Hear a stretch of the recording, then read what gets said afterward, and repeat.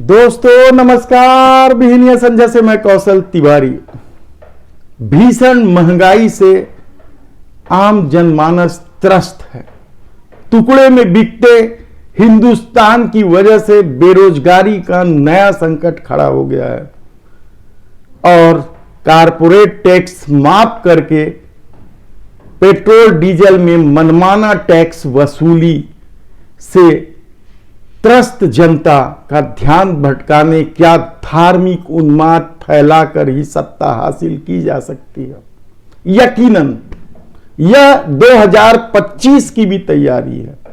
मार काट मचाकर 2025 को भव्य बनाने की कोशिश ने इस देश में अचानक धार्मिक उन्माद को बढ़ा दिया है। सांप्रदायिकता की घटना लगातार बढ़ रही है।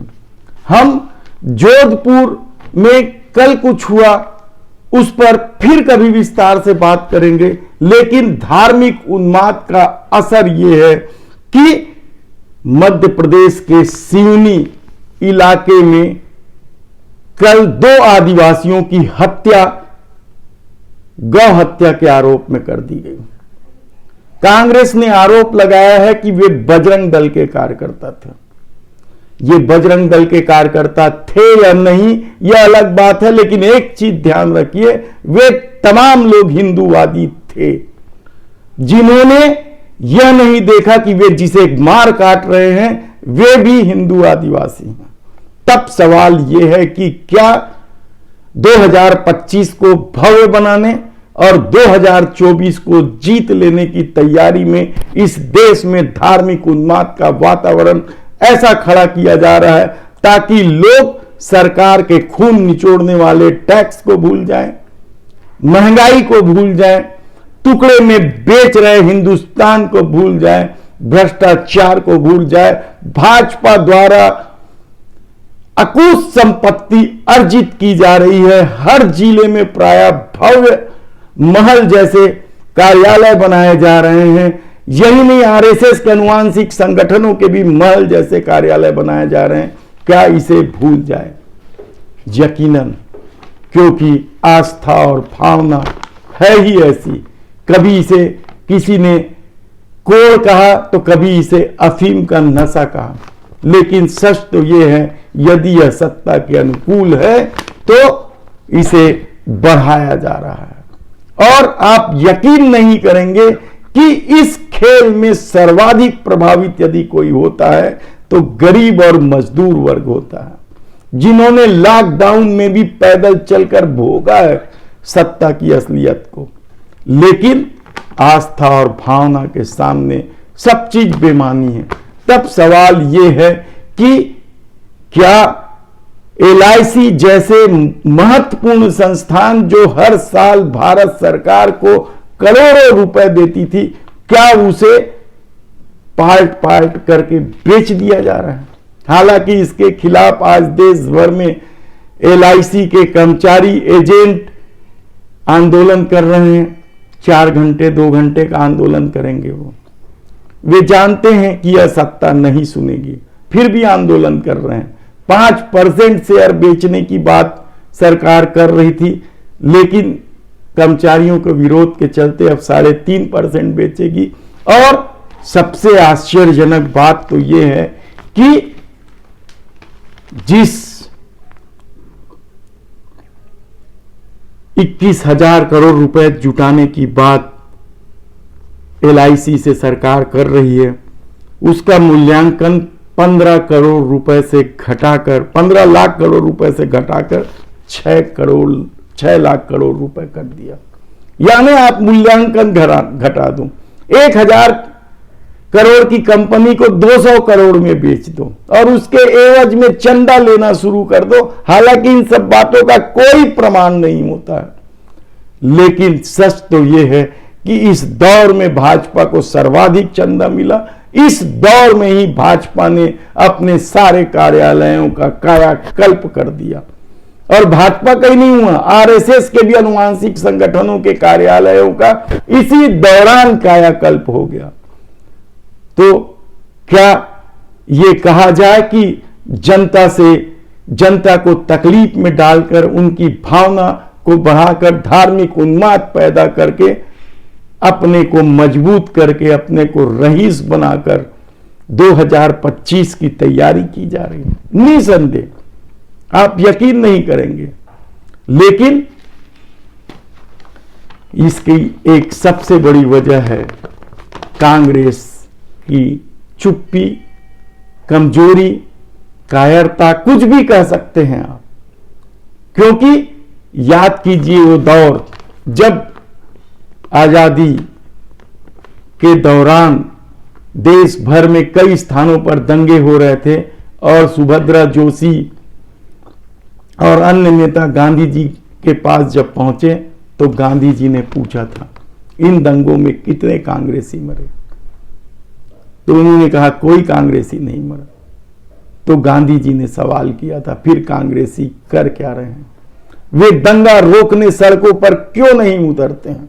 वर्तमान हालत क्या ऐसी हो गई है, कांग्रेस को दंगा और सांप्रदायिकता और धार्मिक उन्माद को रोकने के लिए सड़कों पर उतरना चाहिए।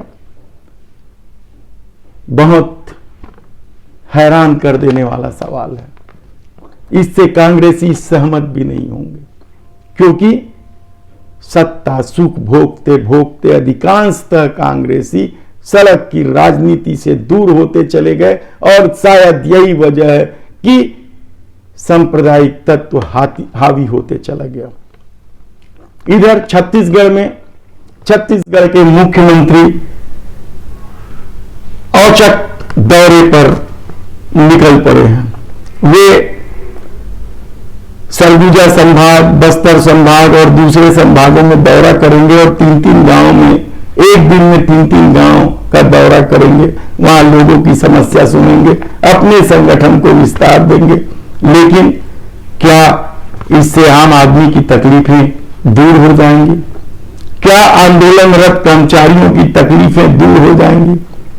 स्कूली शिक्षा सफाई कर्मचारियों की तनख्वाह क्या है? वे आंदोलनरत हैं अपनी नियमितीकरण की मांग को लेकर, और आंदोलन के दौरान कल एक कर्मचारी की मृत्यु भी हो गई।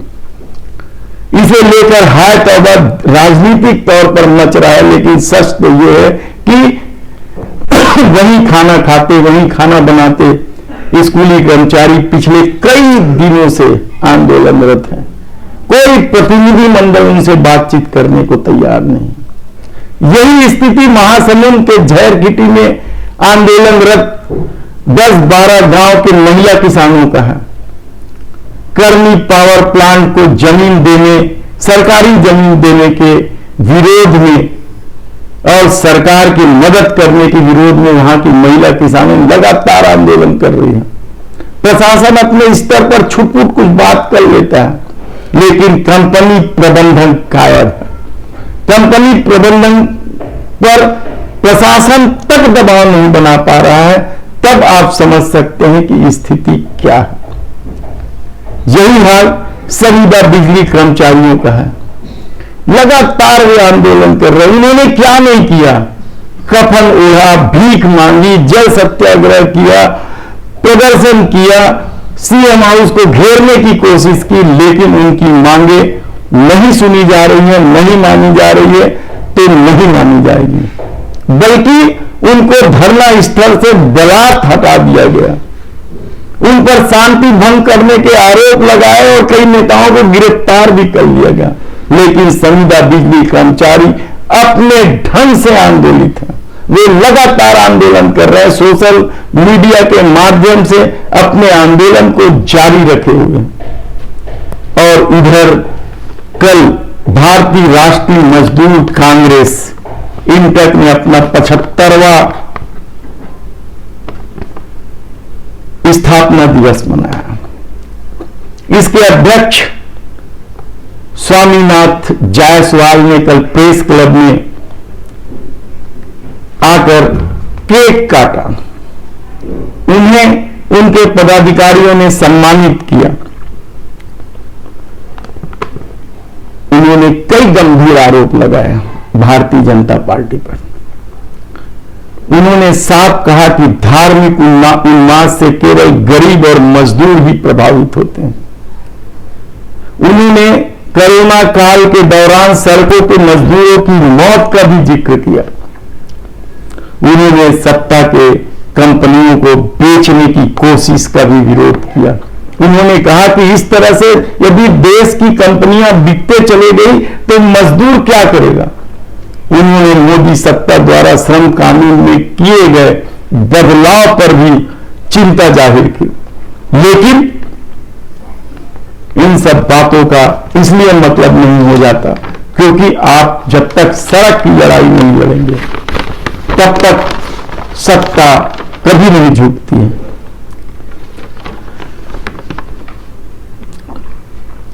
उन्होंने कहा कि मोदी सरकार की स्थिति इस तरह की हो गई है कि गिरती अर्थव्यवस्था को संभालने के लिए उनके पास कोई ठोस और पुख्ता इंतजाम नहीं है। मजदूर लगातार प्रताड़ित हो रहे हैं, नौकरियां कम होते जा रही है। उन्होंने एक लिस्ट भी सौंपी, जिन कंपनियों को बेचने की कोशिश मोदी सत्ता ने की है उन कंपनियों की लिस्ट भी जारी की है। उन्होंने कई तरह के आंकड़े प्रस्तुत किए जो देश के लिए गंभीर चिंता का विषय है।